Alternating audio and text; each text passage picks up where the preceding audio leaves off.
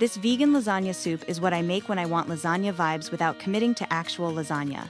No layering and no oven, but all the flavor. Start by heating olive oil in a large pot over medium heat. Add your onion and garlic and cook until soft and translucent, about 4 to 5 minutes. I like my onion and garlic to melt into the soup, so I finely chop them in a food processor, but hand chopping works fine. Next, add the dried basil, oregano, thyme, and rosemary. Stir for about 30 seconds to a minute to wake up the herbs.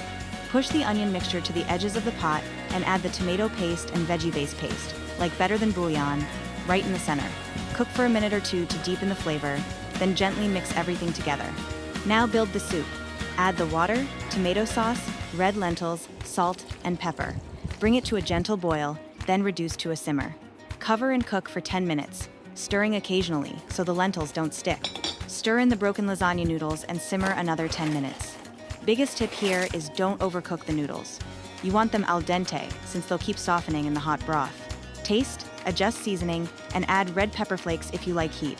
Ladle into bowls and finish with vegan ricotta and fresh herbs.